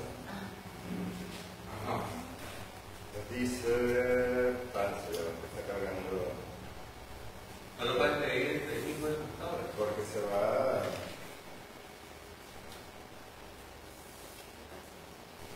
Ok, dice César que los mecánicos de torques, aparte de los sourcing que significan, también son formas de entrenamiento, más bien humanización de los algoritmos vía machine learning. Luego dice, atención, Porque el mecánico de torres es una forma de humanización. de las máquinas de aprendizaje. Exacto, sí. También sirve para que la máquina aprenda. Es como el captcha y el recaptcha, ¿no? Que tú, ¿te acuerdas que antes para tú bajar del libro o hacer una cosa te decía, ponga aquí estas letras, o quizás que se dice, señale dónde están las imágenes o semáforos? Todo eso va generando, es un algoritmo que va, donde la máquina va como generando cierta inteligencia y dice, por ejemplo, ahora tú puedes escanear libros y para volverlos a hacer, para poder trabajar con ellos, ya el escáner reconoce porque hay un montón de gente que asoció la imagen a una letra, haciendo los captchas. O asociaste formas de reconocimiento de paisajes con semáforos y cosas, explica cada vez que te preguntaba. Luego cita viejo. Ahí lo que está diciendo es que el mecanismo ese que decía Lenin del grupo mecánico de razón, que lo que uno hace es humanizar eso, que es lo que están haciendo muchas de las plataformas, ¿no? Que hay o una respuesta que uno cree que está dando una computadora y no es que un humano que revisó, que completó y está dando la respuesta. Es como se fue configurando un poco las opciones de búsqueda de Google, que ya te estás metiendo la palabra. Ya te pero aparece ya buscar y ya te completo. aparecen cosas, como en YouTube también. No has terminado de poner el nombre de un disco y ya te aparece el nombre de la banda. O incluso la vocecita ese que uno tiene que, o sea, por ejemplo, que tiene la Mac, que tú le escribes y ya, o le dices cosas. Se llama Siri, sí. Ajá, sí. Si tú le hablas y ella, o sea, es impresionante porque yo la tenía instalada, yo no sabía, yo tengo Una una. persona. O sea, tú sientes que estás hablando con una persona. Pero lo más impresionante es que yo abrí un día ahorita, te puedes, o sea, y ella me entiende, yo digo, sí, yo no sé cómo hace, pero ella me entiende. La bien. Pero lo que poco dice el plan de César Panza es que parte de todo el problema con la inteligencia artificial es cómo hacer que la inteligencia artificial aprenda. Porque no aprende como las personas, no aprende en relación a los significados. O sea, una computadora no entiende el significado de algo, solo puede leer patrones, intensidades de datos, ¿no? Entonces, como tú le enseñas a la computadora algo, en parte es así. Entonces, ¿alguna vez has escaneado un libro? Sí. Bueno, cuando tú escaneas un libro y tú lo metes a los procesadores bien para que transforme eso en texto, tenía un montón de relojes. ¿Por qué? Bueno, el libro está deteriorado, sencillamente el programa no conoce la fuente. ¿Qué haces tú con estos programas? Bueno, tú le mandas a alguien una tarea, un HIT, eso se llama HIT porque se llaman Human Intelligent Task, además significa como work, o sea, tarea de inteligencia humana. Te mandan una letra, el recorte de una letra, y tú vas a poner qué letra es. Ya entonces, al eso mandárselo a la computadora, al meter un algoritmo en un programa, ya él puede identificar esa mancha con la letra L, y entonces ya puede ponerle una vez que es una L y no un símbolo raro porque no sabe lo que es. Así van aprendiendo un poco la computadora. La idea del captcha viene. Como el trabajo que hay detrás de Google Translate, ¿no? También. Y también con el reconocimiento de voz. Por eso es que yo creo que sí le puedo entender un mal inglés, porque ha habido gente hablando de mucho tiempo en inglés. Yo tuve un programa de reconocimiento de software hace aproximadamente 8 años. Y para programar esa vaina estuvimos más o menos 2 meses hablando. Y para llegar a un punto donde más o menos tú podías dictarle, porque yo vivía con una persona que tenía problemas en las manos y no podía estar, necesitaba dictarlo. Estuvimos 2 meses entrenando ese programa y nosotros nuestro programa. Pues.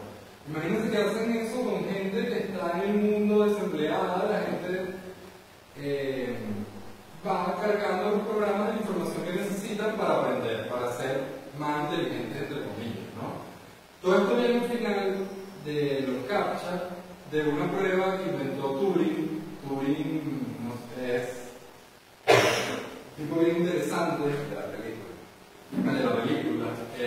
El símbolo de la MAC, que es una manzana mordida por la muerte de Turing. Turing es Esa misma, se lo conozco.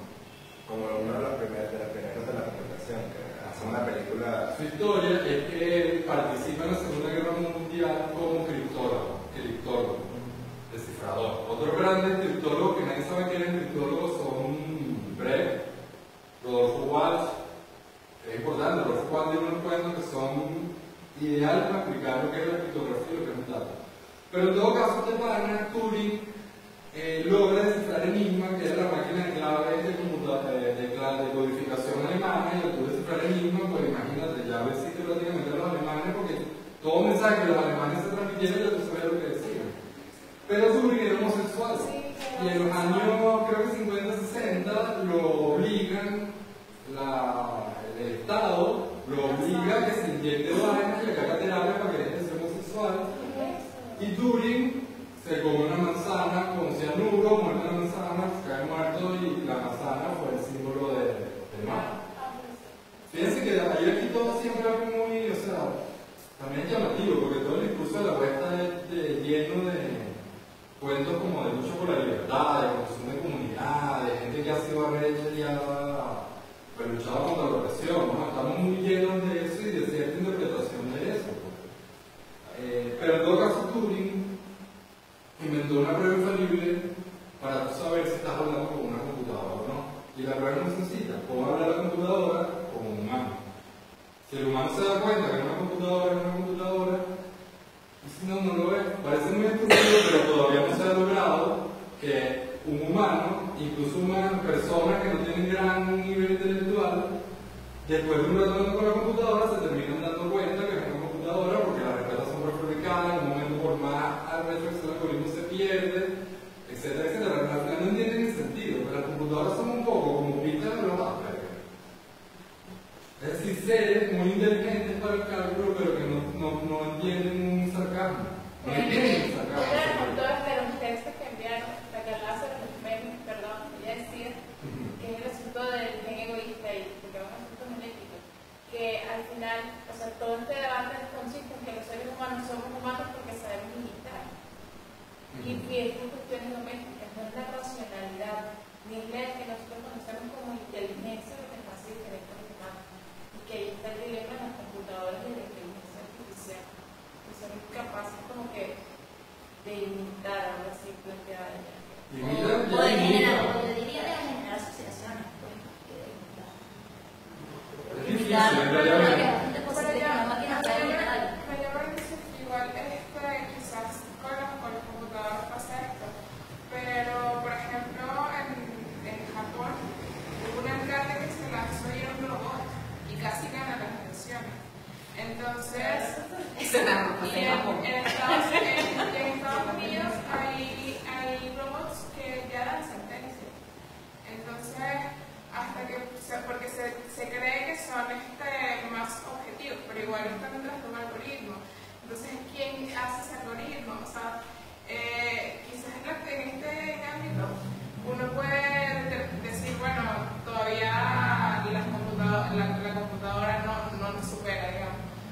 Pero, ¿qué está pasando en esa área? Pues lo que me dices del tema jurídico es una cosa que voy a llegar a investigar en la casa porque yo... Ok, ya voy. Ahorita déjenme una y ya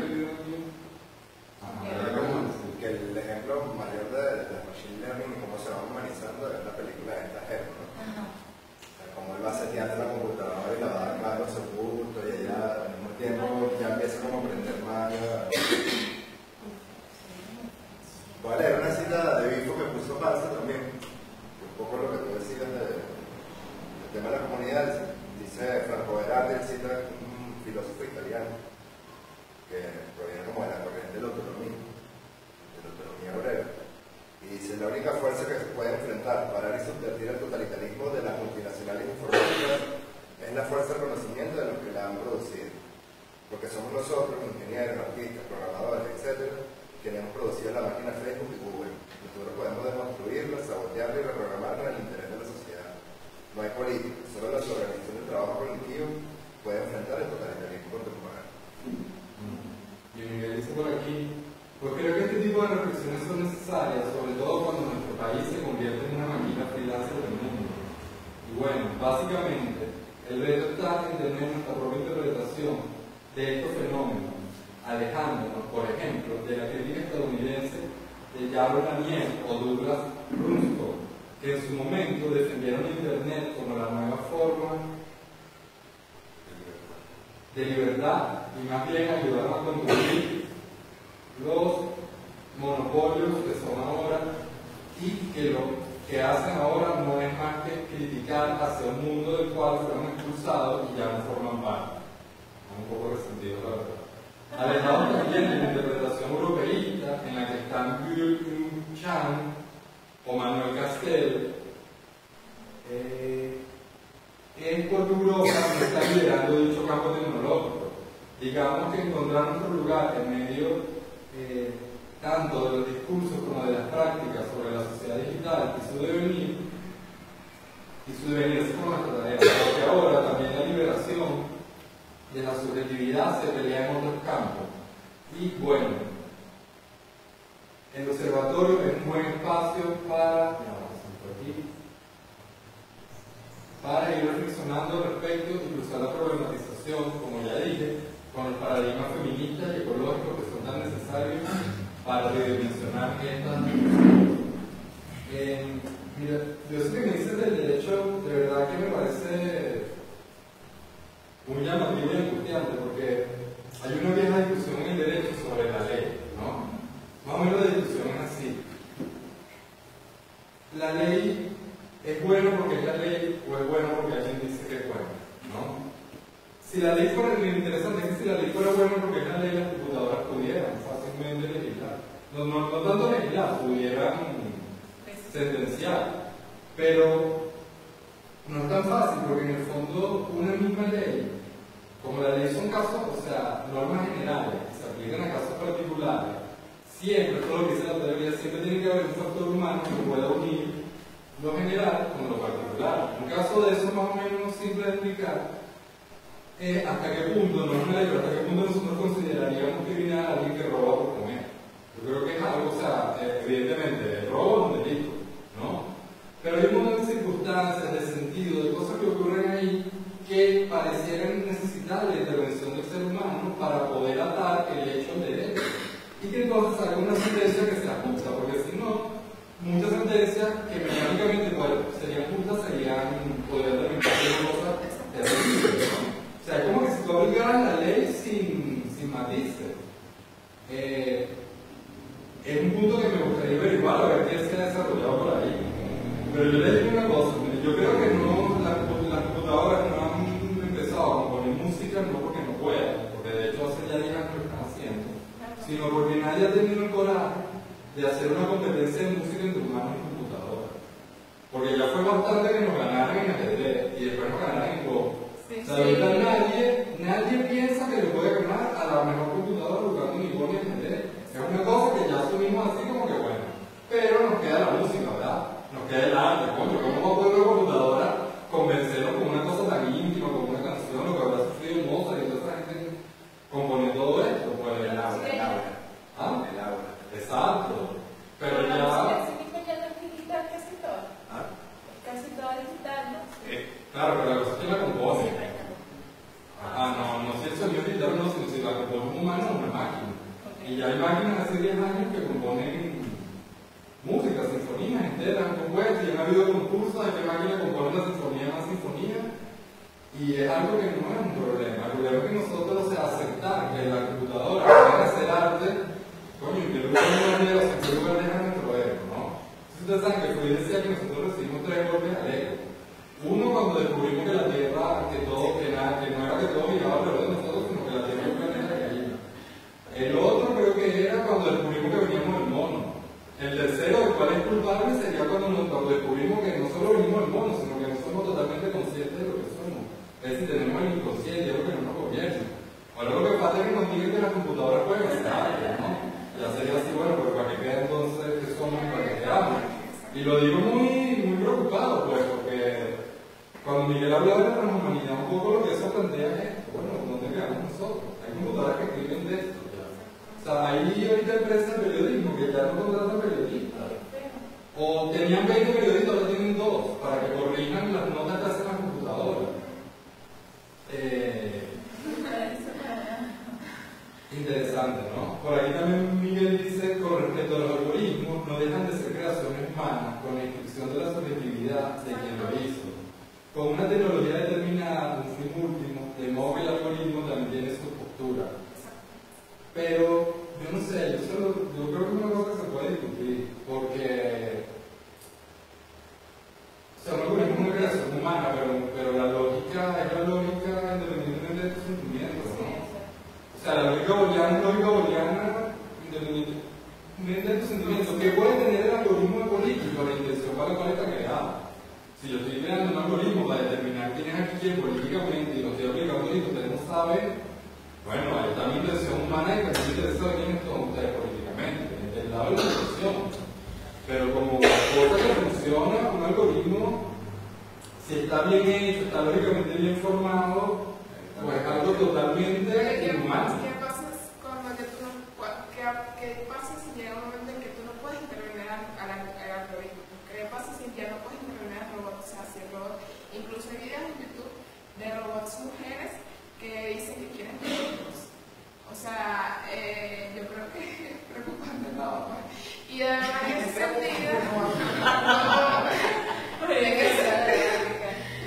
sentido, también como que América Latina, en este video le hablaba con un compañero que él juega un juego que es súper famoso, que yo no recuerdo, y él me decía, mira, no sé. Y él me comentaba que los ganadores a nivel internacional, o sea, a nivel mundial, como que ninguno figuraba nada en América Latina y o sea, también ese tema, pues, cómo es la distribución de esa tecnología en el mundo, o sea, cómo quedamos los latinos en eso, ¿no?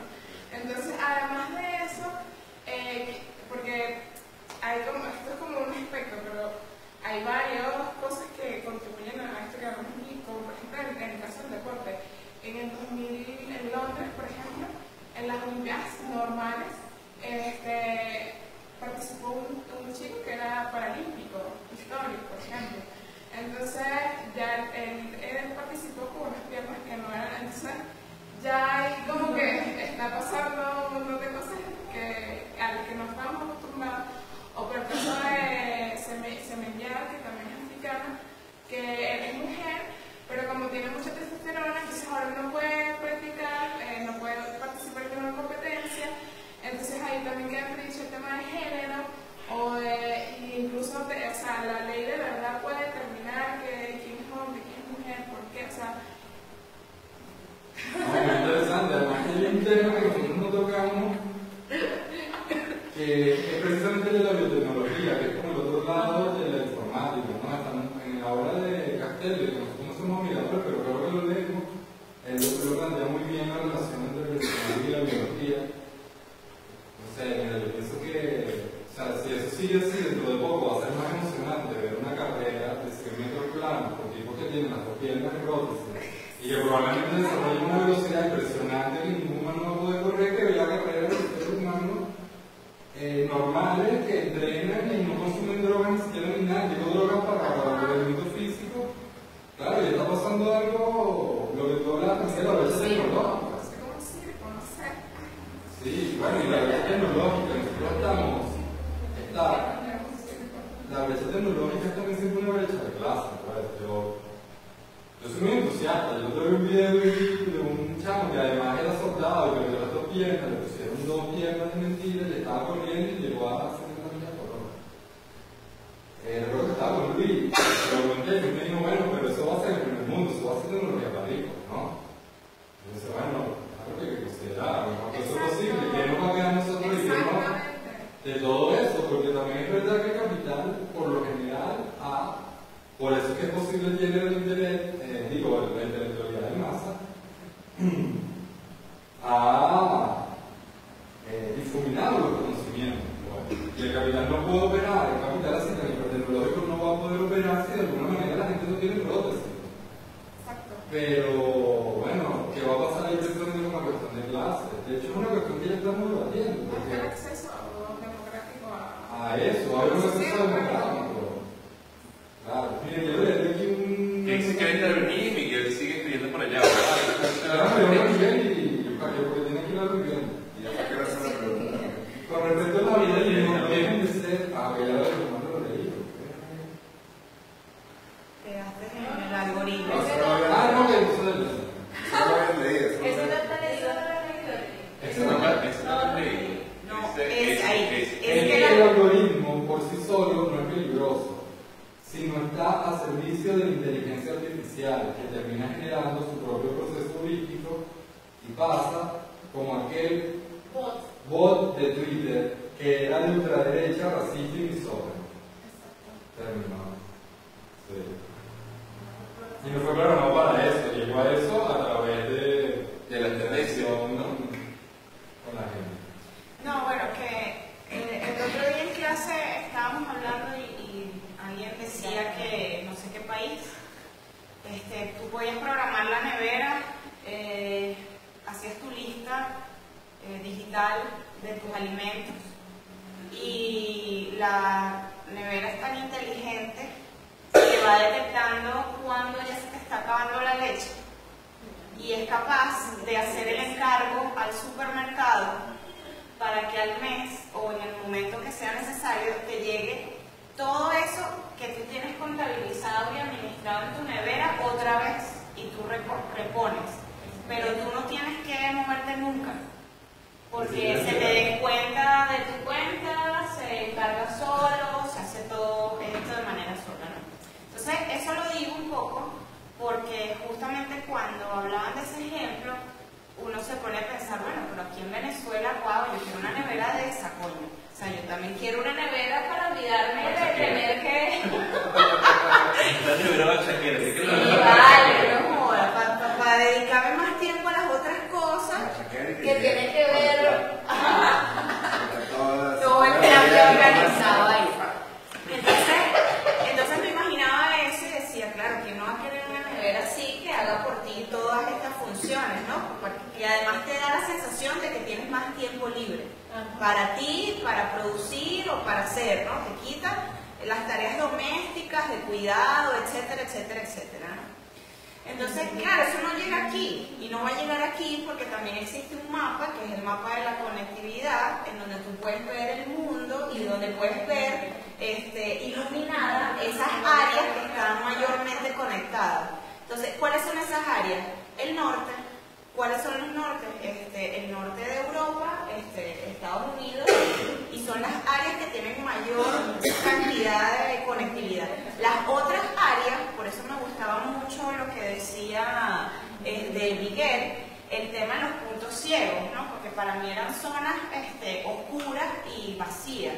Entonces aquello que él decía los puntos ciegos me remitía exactamente a ese mapa geopolítico de que estas zonas bastante iluminadas que tienen esas neveras van tomando todos estos datos que necesitan de estas otras zonas del sur global que nunca van a desarrollarse y que jamás van a tener la posibilidad de tener estas tecnologías porque nosotros suministramos además las materias primas. ¿Sí? O sea, nosotros somos esa fuente de la que se nutren el primer mundo para tener estos avances tecnológicos. Entonces, claro, cuando uno empieza a ver esas cosas, uno dice, pero sí, es muy fuerte. O sea, es muy fuerte porque no es un tema de si me gusta o no me gusta. Es la complejidad y el contexto en el que se desarrollan todas esas relaciones que permiten el tema del desarrollo de la informática. Claro, pero inclusive puede pasar que haya, no sé, en las Mercedes, neveras y todo inteligente, sí. Y que a 6 cuadras más allá te encuentres con un barrio totalmente derruido en el último mundo, donde sí, que son las desigualdades, claro. Entonces, claro, lo interesante de eso es pensar que el globalista no es el primer mundo y segundo mundo exactamente, sino que todo está como nota pedazo del primer mundo, del tercero y todo así. Casi en muchos espacios de Bolivia, para no decir que todo el estado, pero no se fue la luz. Tenía electricidad.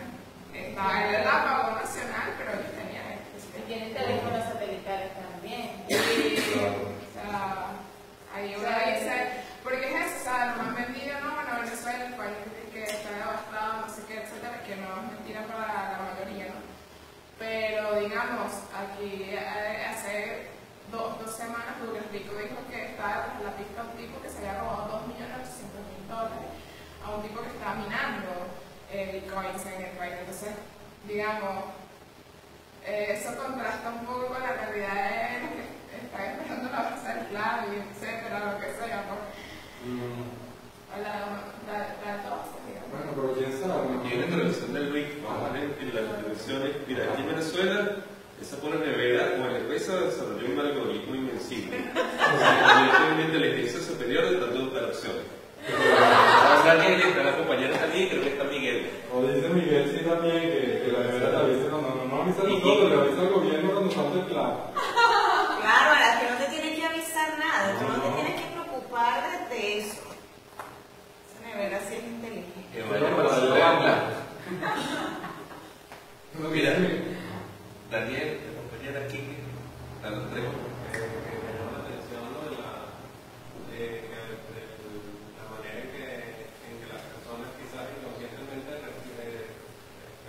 reproducen esta forma de tecnologías en la cotidianidad sin siquiera es problemático porque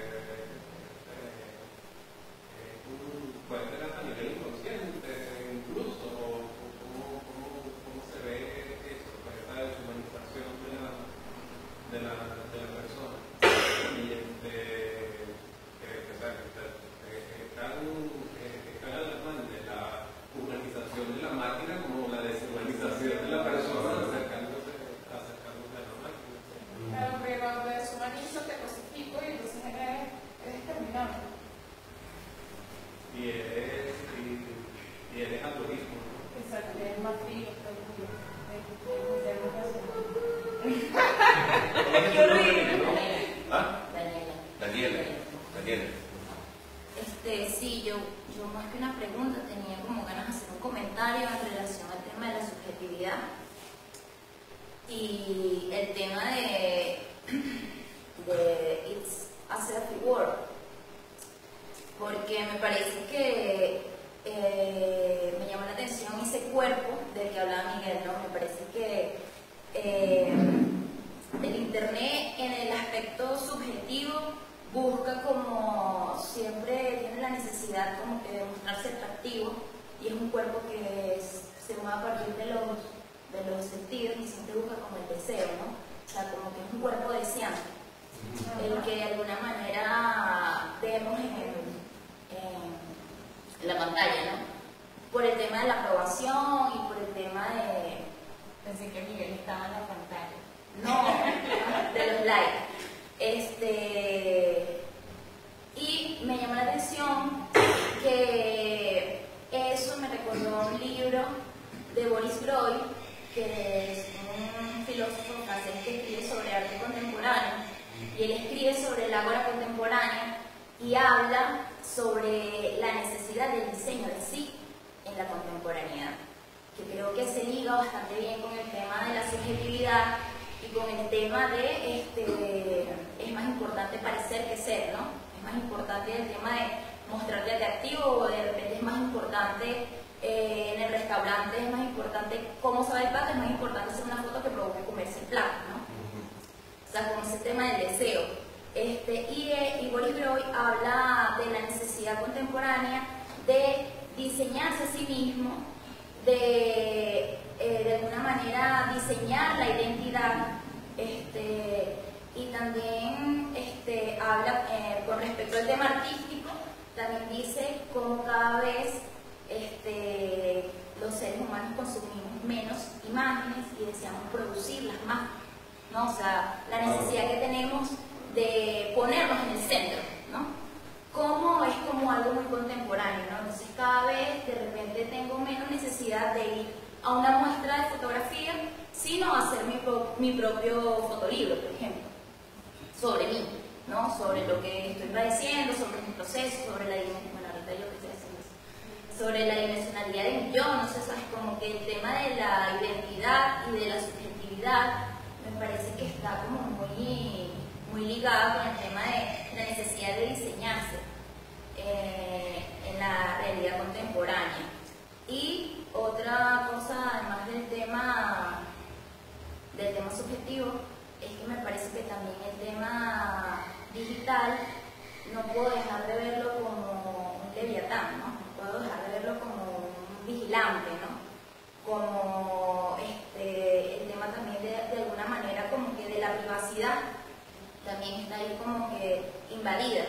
Lo que tú comentabas sobre que de repente tú das información a un quiz creyendo también que es tu intimidad, ¿sabes? O sea, tú estás compartiendo, ¿sabes? No sé, compartiendo tus neurosis o tus debilidades o tus problemas, intentando buscar una solución de si soy fan, si soy esto, ¿sabes? ¿Cómo me perciben? Si soy Capitán de América o me parezco yo no sé quién, ¿no? Entonces en ese tema también hay un tema de que te relacionas con la máquina creyendo que esa máquina también de alguna manera forma parte de tu intimidad, de tu privacidad, y tu privacidad al mismo tiempo también está siendo de alguna manera violada, ¿no? Con todo el tema de la big data, a dónde van los nudes, a dónde van todas esas cosas. Me genera como algo importante para la reflexión y que en particular me llama la atención, que era también lo que te decía de que me parece que el internet también es un territorio de vigilancia, ¿no? Y me parece que eso es algo que está ahí muy marcado en el tema de lo subjetivo. Ese era como el comentario que quería hacer. Mira, eso está en... Mira, Lenín, y si le haces aquí en las intervenciones de Facebook y después haces como una respuesta global. No, yo creo que pensar un poco más como en la materialidad de toda la discusión, ¿no? Como en el aspecto económico. Como ahí, o sea, la tecnología ha pasado de ser un espacio de consumo tecnológico, es decir, hace unos 10, 20 años todo el mundo estaba siempre pensando como comprarse el celular nuevo, ¿no? Además, el celular era como el celular más pequeñito, que pagaba menos y después empezó como todas personas. Pero lo interesante, a mí lo que me parece como muy interesante es que toda esa dinámica de consumo tecnológico está como siempre con el último gadget, el último dispositivo, está como pendiente de cuáles son los nuevos lanzamientos. La otra esa vaina es así un super evento. Es que justamente, un poco lo planteas tú, que es como toda una máquina para producir más cosas, ¿no? Entonces como si las dimensiones y las mismas características del trabajo cognitivo ya se hubiesen como trasladado, o sea, como están un poco este proceso que describía Negri del paso del obrero más al obrero social, ¿no? Que decía, coño, ya el obrero dejó de ser el obrero masificado del informismo que está dentro de la fábrica y pasó a ser creo que se cayó el streaming, pasó a ser un obrero que produce, ya la sociedad misma produce valor, ¿no? Pero la gente que no está trabajando dentro de una fábrica también está produciendo valor, ¿no? Y se hacía como mucho énfasis en el tema del trabajo cognitivo, porque justamente era a través de la especialización lo que se era a través del conocimiento se produjera valor, porque yo siento que ya esas características del trabajo cognitivo se han como expandido gracias al uso de la tecnología. O sea, finalmente todo el tema de poder consumir no solamente imágenes, sino producir imágenes a voluntad y con todo el volumen que te dé la gana durante el día, ya eso va generando valor que además es peor y más perverso que el trabajo cognitivo, pero el trabajo cognitivo tú te explotas, pero al final te llega un cheque, ¿no? Aquí te estás produciendo valor a la libre y no estás viendo nunca en tus manos, ¿no? Pero eso se traduce en rédito económico para una persona, para el dueño de Instagram o para el tipo que te vende la publicidad después. Y lo que monetizan nunca va a ser, pero ni así de las ganancias que ellos perciben por otro. Y después me causó como mucha curiosidad como todo este tema también ha generado como cambios en los mismos patrones cognitivos, ¿no? Yo creo que lo decía alguna vez, hay como estudios, o sea, se hacen como estudios constantemente, por ejemplo, entre los 50 y los 70 era como la velocidad de los locutores de radio al hablar, ¿no? Entonces se pasó, qué sé yo, de no sé cuántas palabras por hora, pongamos, de 1000 palabras por hora a 5000. O sea, todo el mundo se empezó a hacer como mucho más rápido, más atropellado, ¿no? Igual pasó con las imágenes, pasamos de planos largos a planos violentos, y lo mismo está pasando ahorita con las pestañas. O sea, 40 caracteres, es poder leer noticias de ese tamaño. A veces tú te metes en una página y dices, esta noticia me interesa, y es menos de un párrafo, o sea que básicamente con el titular te enteras de lo que sucedió, y eso va generando como una especie de fragmentación en los modos de construcción de conocimiento asociado a que tienes a Funes un memorioso a la mano, ¿no? Entonces la memoria se vuelve algo muy efímero, porque cada vez que necesitas recordar algo con 5 golpes en el teclado ya lo recuerdas, ¿no? No tienes por qué bajar la memorización en la cabeza para poder repetirlo. Claro, de alguna manera también como que la memoria está mutando, ¿no? O sea, como que el dispositivo. Pero sabes que por todo eso de que lo que me sirve es muy poco, con lo que me dices, yo diría que todo depende de cómo tú uses las redes sociales y para qué lo uses. Porque si lo estás usando para crear contenido, lo que recibes de vuelta es muchísimo mayor. Es decir, si tú formas parte de un colectivo de mujeres que sufre en defensa en contra del acoso sexual, oye, así lo que tú recibes por monetizar, o quizás ni siquiera tengas tu blog monetizado, tienes la posibilidad de llevar un mensaje a un montón de gente que quizás nunca, a través de estos medios, tengas la posibilidad de verles la cara. Y creo que, aunque sí, ese discurso romántico que nos venden es terrible, o es falso, porque también hay todo un negocio detrás, pero también yo siento que no sé si quizás me quedaría lo de esta nueva normalización o normalización al tiempo que supone imponer a todos una gran cultura, también permite que lo pequeño se vuelva global. Y tenemos la oportunidad de volver nuestros pequeños, individuales o marginales globales. Y eso es una oportunidad que yo les creo muy Sí. Mira, algo aquí que dijo Miguel que me parece que se va a poner de contexto. Dice que Internet vigila pero no castiga, y esto me parece bien interesante. Es el panóptico al revés. En el panóptico estamos obligados, y en las redes estamos por voluntad. Porque también es verdad, pero mucha gente no tiene ni que vigilar, pero va poniendo todo ahí como va saliendo, ¿no? Y sí, no me parece muy fino que, o sea, hay que criticar, hay que saber dónde nos estamos metiendo, pero yo creo que hay que mantener abierta la posibilidad de cómo darnos la vuelta a esto, cómo logramos abrir. ¿Qué más es aquí?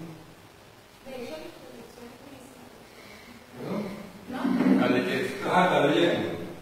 Mira, dice vigilar y liquear, saquear y liquear. Likear, de hecho. Las proyecciones dicen que los trabajos más demandados en los próximos 50 años serán logopedia, la terapia del lenguaje y la memoria. Por ejemplo, gracias a ese Funes, el memorioso. Un artículo que anda por ahí, creo que en el país, que habla como los chamos de ahora necesitan más terapia, tienen más problemas de comunicación, más uso del lenguaje. Curioso, se supone que el intelecto general, o digo que el intelecto de masa, o la intelectualidad de masa, y en ese colectivo se basa precisamente en habilidades lingüísticas. Entonces, lo que nos están nutriendo es que está como secándose, porque están dos caras, está la sociedad del conocimiento y está la sociedad del conocimiento. Entonces está la sociedad que se comunica, pero también la que se descomunica. Entonces, siempre para que exista uno tiene que existir el otro. Entonces, está ahí siempre.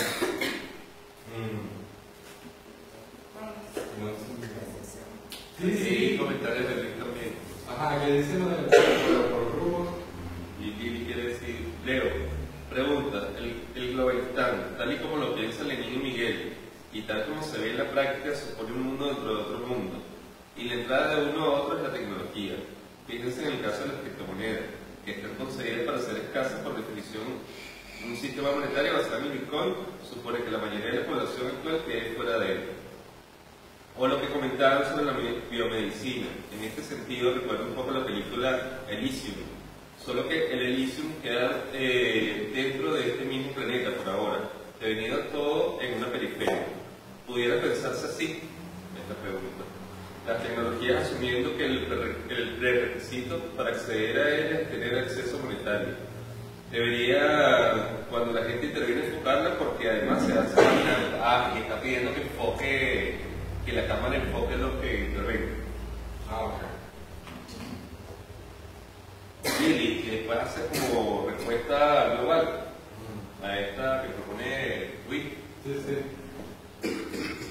Yo pensé en este tema del lenguaje, que ahorita estaban hablando sobre la inteligencia artificial y cómo se va a desarrollar, o sea, cómo hay información sobre el lenguaje, pero obviamente la parte relacional del lenguaje y cómo el lenguaje entonces nos permite crear lazos entre nosotros, ¿no? Yo creo que cuando yo lo veo a mis chamos, por ejemplo, que están muy expuestos a los youtubers y a toda una serie de cosas que yo no estuve expuesta, ¿no? Y les permite relacionarse entre ellos con otros chamos, o sea, cuando hablan sobre esos videos que ven, etc. Hay una forma de hablar, de construcción de las ideas, de las clases, que es muy eficiente en términos de construcción del lenguaje, o sea, las frases, como lo dice, o sea, hay una cuestión sobre la competencia lingüística que parece muy óptima. De hecho, los chamos tienen un vocabulario enorme, tienen, sí, muy grande, pero ahí hay un tema sobre la competencia más estratégica que tiene que ver con la posibilidad de usar el propio lenguaje para relacionar. Incluye la utilización del silencio, lo que logramos inferir. Es más, como decía la profesora, que muchísimo. O sea, a veces entramos y nos entendemos más por el lenguaje o a pesar del lenguaje, porque en realidad es muchísimo lo que nosotros dejamos al conocimiento del mundo que podemos compartir, el hecho, o sea, mientras más se conocen dos personas, menos hablan, ¿no? Muchas veces pasa eso, entienden más los silencios del otro, saben que cierta entonación se refiere a ciertos estados emocionales, humor, etc. Y esas son cosas que yo siento que con la tecnología y con el uso del lenguaje de las tecnologías que tiene que ver con los diferentes géneros, los memes, las historias de vida, los youtubers, etcétera, una serie de géneros que hay una cuestión allí que se pierde de lo relacional y del conocimiento. Es decir, son como lenguajes muy estandarizados para que todo el mundo los entienda y todo el mundo que busca siempre como llegarle a muchas más personas. Y eso hace que se pierda la dimensión relacional, porque la dimensión relacional del lenguaje tiene que ver con la competencia estratégica, tiene que ver con el conocimiento que dos personas, o sea, que 3, 4, 5, una comunidad pueda compartir. Y ese conocimiento que se comparte es muy difícil que esté allí, en un punto de vista cognitivo, en el lenguaje del Internet. Pero es como también interesante ver eso, cómo recuperamos el caso de lo relacional en el lenguaje. Creo que allí es de donde dice podemos dar la batalla, o sea, no concluir eso. Todo eso es bastante bien.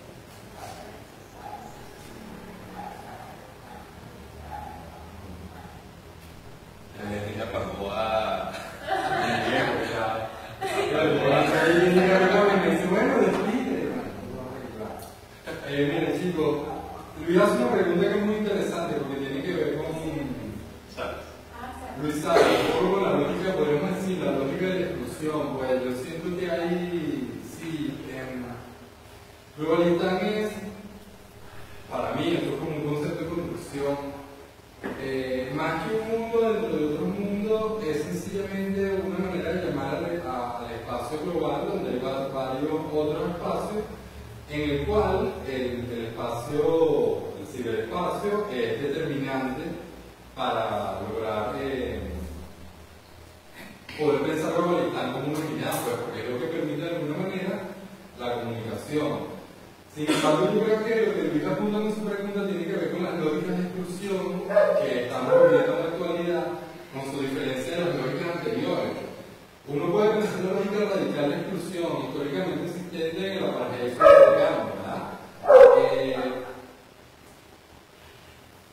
No pasa ahora, por en el momento, no está sobre el tapete algo como un apartheid sudafricano como tal, pero hay otras formas de exclusión mucho más radicales, como lo que podría ser, por ejemplo, ser un ciudadano sirio y quién sabe si venezolano. Pues, en la medida que tú, desde varias instancias, empiezas a destruir la existencia de un espacio, ¿qué sucede con los ciudadanos que están ahí? En la medida que Globalistan está atravesada por todas estas tensiones militaristas, económicas, etc., qué es lo que va pasando con los ciudadanos, sobre todo en los espacios donde el nivel, por así decir, de presión e intensidad es mucho más grande, ¿no? Yo creo que hoy la tecnología se termina convirtiendo en una especie de palanca, de medio de uso imprescindible, tanto para excluir como para no quedar excluido. Y precisamente el desafío que tenemos es cómo hacer un país que está en una situación como la nuestra. Porque nosotros hacíamos una mención al hecho de que Venezuela fue uno de los primeros países en el mundo, si no el primero, que oficializó como política de Estado que todo el software usado por lo menos el Estado tenía que ser software libre. Eso fue una cosa que no había hecho nadie. Hay municipios que lo han hecho, países que han hecho campañas como para promover eso, pero nunca como nosotros lo hicimos, pues.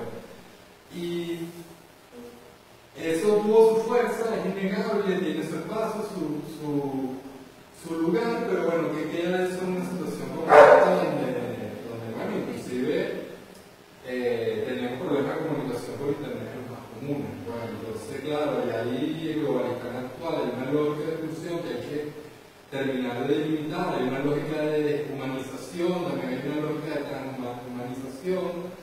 Yo con respecto a la lógica de transhumanización no tengo una postura clara porque, bueno, yo creo que las cosas cambian, pero por supuesto una lógica de exclusión, de deshumanización en un contexto en que van a haber humanos y gente que no es humano, es algo que sencillamente es intolerable desde un punto de vista moral y ético. Entonces sí, globalizar como espacio general tiene una lógica de exclusión muy fuerte y cada vez como más radical, porque me salga este Pompeo a decir, miren, ¿no? Con el descongelamiento del pueblo, que es oportunidades de negocio, de alguna manera está diciendo que va a haber oportunidades de negocio después de que muere un gentío, o sea, y estas cosas que en realidad son contradictorias, porque ustedes se ponen a ver y una catástrofe así no sería algo bueno para el capital tampoco, pues. Pero bueno, es algo que está ahí, también lo que escribió esta página en el artículo sobre se me fue la película de Avengers, la última, y toda la cuestión que hay ahí con la idea que anda como sonando de un nuevo término, como que sea como propuesta, como idea que anda por ahí. Y como me dice el otro día mi chica, coño, pero es verdad que no está bien dentro y lo que quiere es que se desaparezca todo el mundo. Por lo menos la mitad. Por lo menos la mitad, pero esa nada, ¿no? Entonces sí, yo creo que para cerrar la invitación, bueno, es a seguir pensando estas cosas. Nosotros vamos a seguir moviendo, o sea, queremos ser comunistas articuladores, y nos vamos a seguir comunicando con ustedes, con otra gente, para tratar de seguir avanzando en los proyectos, bueno, que les dijimos, un poco el observatorio, hacer talleres, que ustedes se tienen como talleristas, ver la manera de intercambiar nuestros saberes, construir plataformas en las que podamos apoyarnos, tanto política como en términos ya más de trabajo, etcétera. Pues yo creo que tenemos algunas oportunidades, o muchas, a pesar de las debilidades y de las limitaciones que nos impone la plataforma, pero creo que el trabajo que hemos hecho de conocer esas limitaciones y nuestras debilidades ya es un paso adelante para seguir trabajando. Muchas gracias por venir.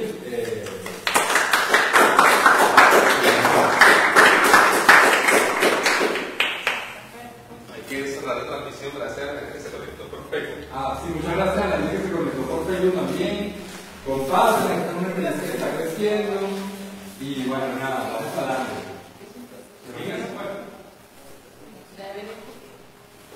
Es que si no queda transmitiendo salario. ¿Qué tenemos la presentación de la web? Si se queda, les invitamos.